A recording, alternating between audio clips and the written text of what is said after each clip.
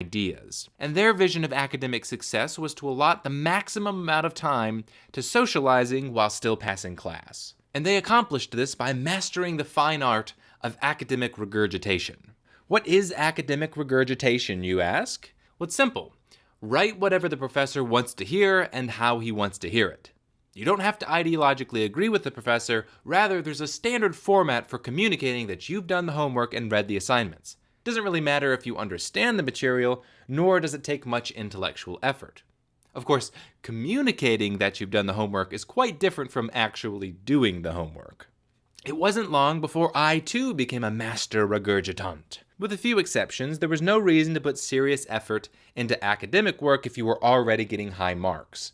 The vast majority of students, who didn't even bother regurgitating, did no assigned work at all, so we usually ended up going over old material every day. This punished any student who actually did the assignments beforehand. So rather than sit through a lecture that repeated everything we were supposed to read, I'd usually skim over the assignments before class, picking out the key ideas which I thought would come up. That way I could raise my hand and answer questions and act like I did the homework thoroughly.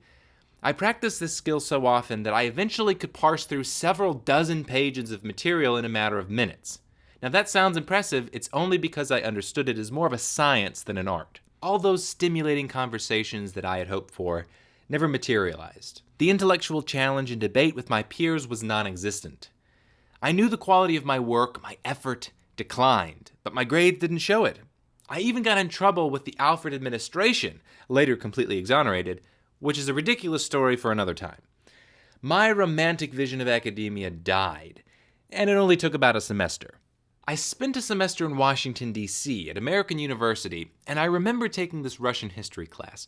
The teacher couldn't resist incorporating Michel Foucault into her classes. I can still hear her Brooklyn accent talking about power structures, or as she put it, power structures.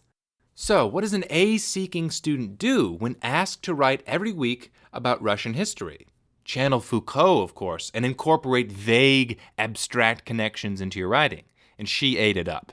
It was a running joke to see how much nonsense and fluff I could get away with and still receive full credit. I got an A in that class. And what did I learn? I couldn't tell you.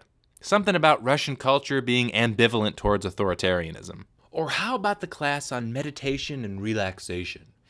The professors didn't want to stress anyone out over their grades because that would be too ironic.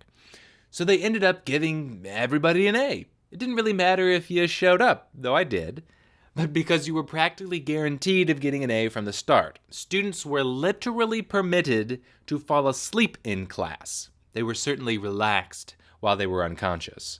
Or what about my English class, called Fiction into Film? Liberal arts education insists that you get a wide range of different classes, and it was the same story in each. Lazy, uninterested students being taught by dispassionate professors. In that class, we would read a book and then watch the corresponding film adaptation.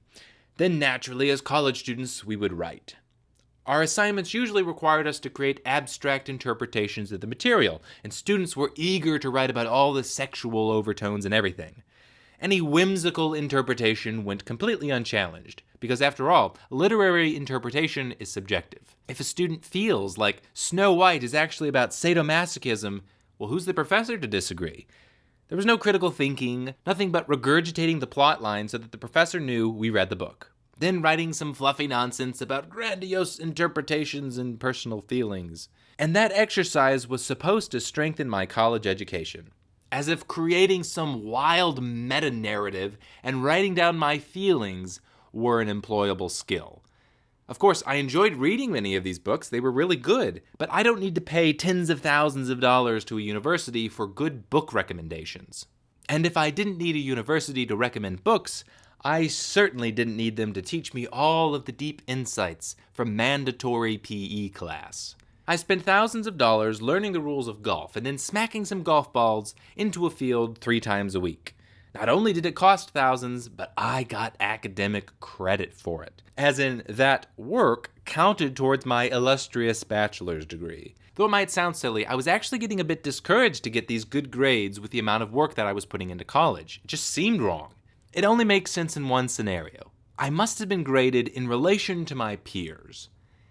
With only a handful of exceptions, every student was uninterested in learning. They were focused on socializing and partying.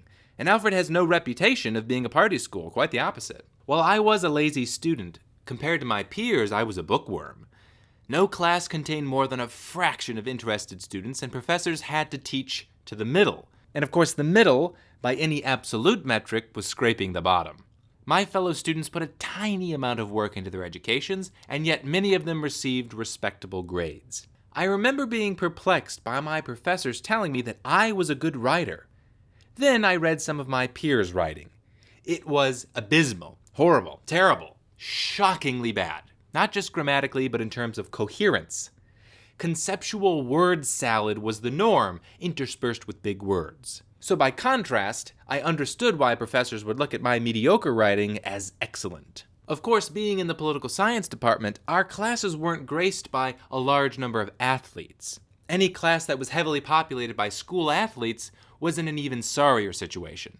Alfred had a reasonably good sports team for being such a small school, and you could tell the administration wanted to keep them around. You could also tell that their expertise was running into each other at high velocity. Now let me be clear, there is nothing wrong with sports at all. But when an institution of higher learning conflates academic merit with athletic merit, there's a problem. I knew students who graduated without being able to write or think past a middle school level. They masqueraded as educated students,